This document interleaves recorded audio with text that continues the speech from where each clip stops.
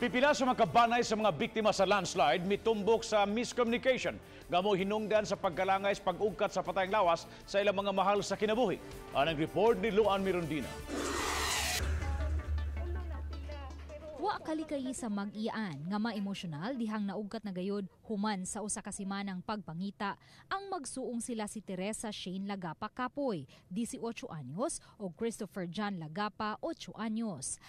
Kahinumduman na hinabi sa balitang bisdak ang ilang inahan nga si Paz Capoy niadtong Setyembre 20 kinsa mibutyag nga nangatug pa ang tulo niya ka mga anak sulod sa ilang panimay dihang mitabon ang dakong bahin sa bukid sa sitio Tagaytay.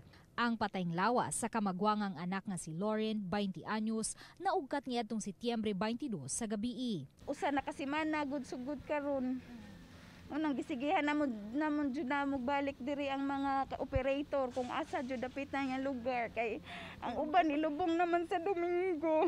Kaya sila wala pa namin makita. So nalipay sa dami. Matod sa iyan sa mga biktima, dungan untang maugkat ang mga patayng lawas sa tulo niya ka mga pag-umangkon. O baka maluwas pa silang buhi kung walay nahitabong miscommunication. Kahinumduman niadtong Setyembre 20 sa hapon, miabot si PRO7 Director Chief Superintendent Debold Sinas sa dapit na hitabuan o gipapauli niini ang ubang mga rescuers o volunteer groups o gipa-take over ang mga uniform personnel. Ang kuan man gud ma'am kay pag unang ikaduhang adlaw wala man gud sila ipasudlon nga tagtungod, so miscoordination jud ba niya ang mga rescuer maingon jud sila nya naa jud tagtungod.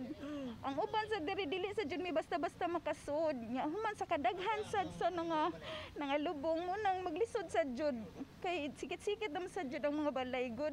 Giangkon sa iyaan sa mga biktima nga di mahulagway ang kasakit nga ilang gibati tungod sa hitabo. Apan wa sila'y mahimo kundi ang pagdawat na lang sa nadangatan sa iya mga pag-umangkon. Masakitan may kay wala na jud sila pero at least nakita sila mahipos na magtarong nya. Naa jud may duawon. Nya diha na jud sila nakabami, diha na jud silang dapitan tanan. Okay na kay wala naman jud may mahimo na nahitabo na jud dili naman jud mabalik bisag mag-unsa pa may bisag di pa namo buhaton dawaton, so okay na lang at least mahipos silang tarong. Karong adlaw mao ang ikawalong adlaw human mahitabo ang dakong landslide ug padayon pa ang pagpangita sa nahabiling 17 ka mga residente. Dinha niya ng ikatulong bakho gikatahong nakuha ang managsuong kapoy. Karong adlaw target sa mga rescuers mausab ang pag-ugkat sa patayng lawas sa mag-iyaang ubas. Si Very Lu Ubas, uyuan sa magtutudlong si Ever Stephen Ubas ug Hope Chavez maoy migiya sa mga rescuers kung asa posibleng nahimutang ang balay sa iyang mga pag-umangkon human kini matabuni sa yuta.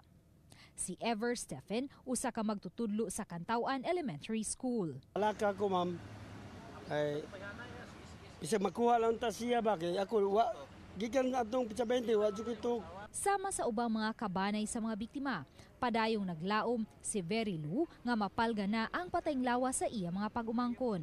Ganihang udto may nakuha na usab nga duha ka mga patayng lawas sa wa mailhing mga mulupyo ug usa ka parte sa lawas. Pareho kining ana-ana sa advanced state of decomposition o nadugta na busa kinahanglan kining iproseso pinaagi sa abag sa DVI-NBI aron mailhan ang pagkatawo niini.